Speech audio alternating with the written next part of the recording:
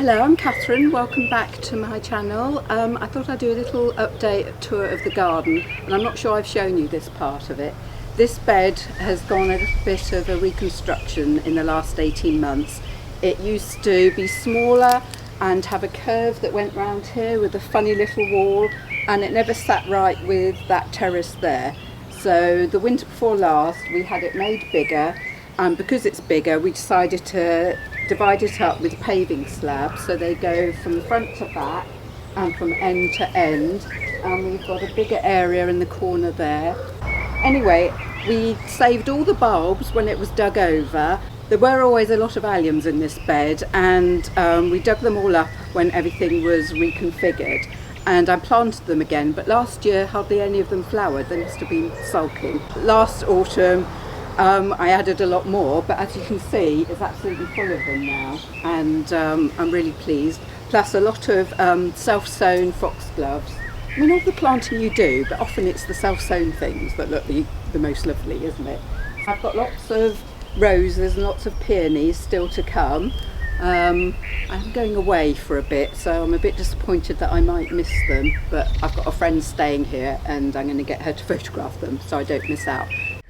So I'm not quite sure when this is going up, but I've done a video about planting my dahlias in lots of different ways, and then today I put it's quite hard to see in this light, but I put this mesh onto the peg, so this will be my staking. They've also been pinched out, so we get lots of nice sturdy growth for the flowers. Let me just show you how everything's looking. I've got my tomatoes all planted up. I've got cucumbers at the end. These are still some seedlings.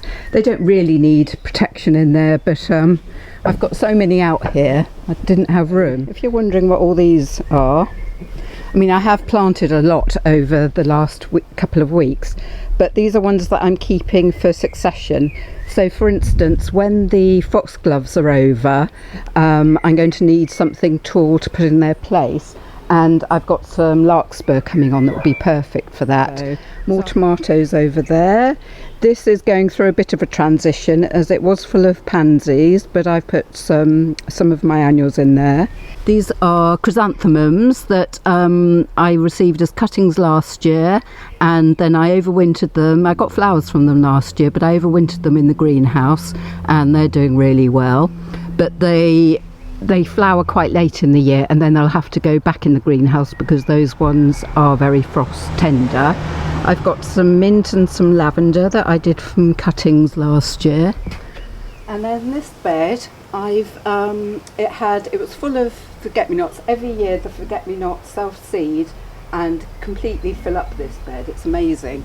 And when the quince was in flower, the combination was absolutely gorgeous. They're biennial forget-me-nots, so they'll be back next year. You always think, oh, will have I left enough to grow for next year? But they'll come back. I don't need to worry about it. So I've put a lot of annuals in here, all things that I've grown from seed. I've got some rudbeckia, some ammi, some grasses. I've got 5 hibiscus mahogany splendor that I'm really pleased about because that was quite tricky to grow from seed. I have got some alliums and some steeper tenuissima already in here, but everything else will be full of annuals, and I hope will be really colourful. And then I'll just show you this bed here, more alliums, so they were all put in last autumn, and again I've put a lot of annuals in here. I've got some melope, I've got some cosmos, I've got cleome, which I've always had real trouble growing, but this year has done well. And this is supposed to be a herb bed. I have got some sage in here, and I do have plans to put more herbs in, but I needed space to where to put all my annuals that I've grown. And the irises have just been amazing, despite the fact that it's been quite dry. Well, irises like it dry, obviously, but sometimes you find if there isn't any rain at all, plants can go over, but the irises have just revelled in it, and I really like this combination with the Euphorbia oblongata. So come with me into the paddock garden and I'll show you what's going on there. So here we've got the very beautiful Orlea that's just starting to flower.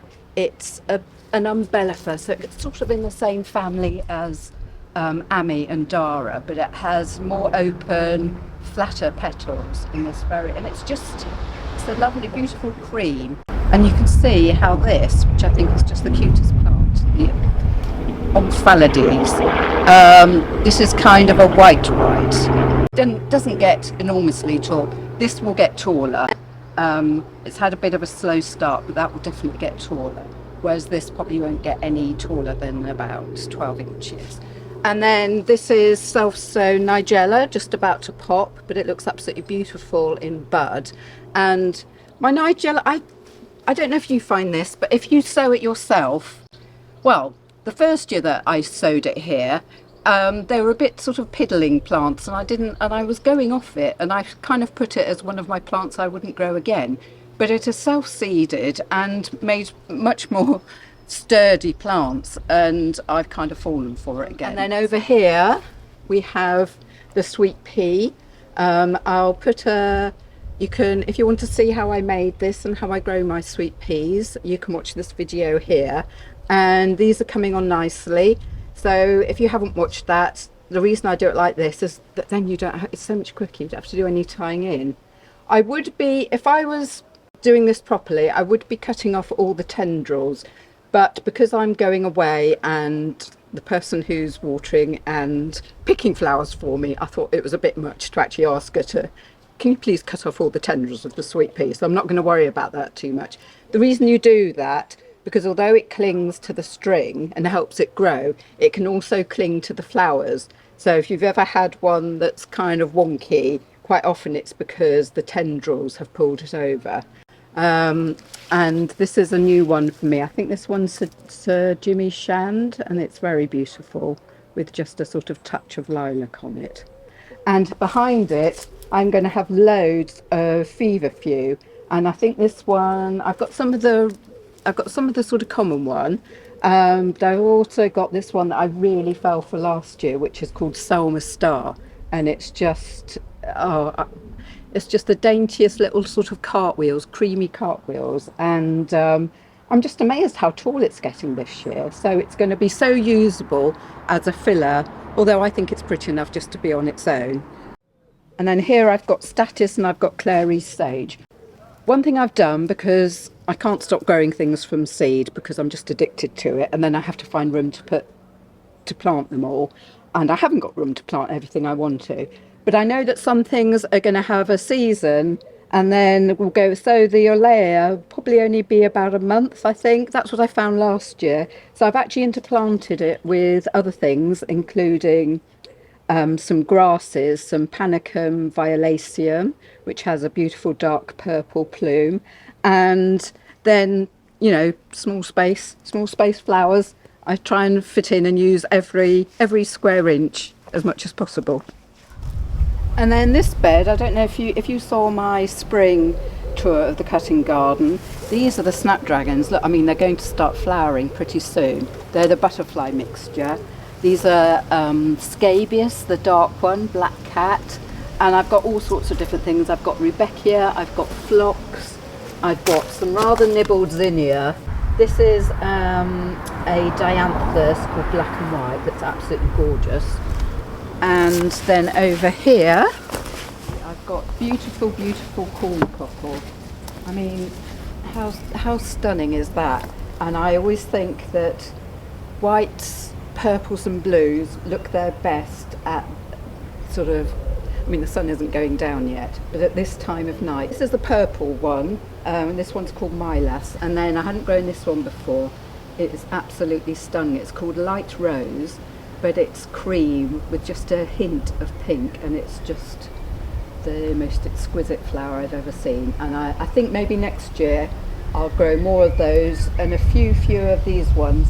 So, you know, every year is a learning experience, isn't it? You always find out things that you like, things that go best for you.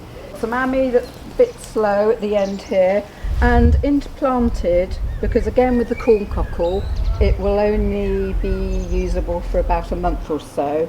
I've got some other things, including Bells of Ireland, which is a fantastic foliage plant, and a few other things. I've got some Bupleurum.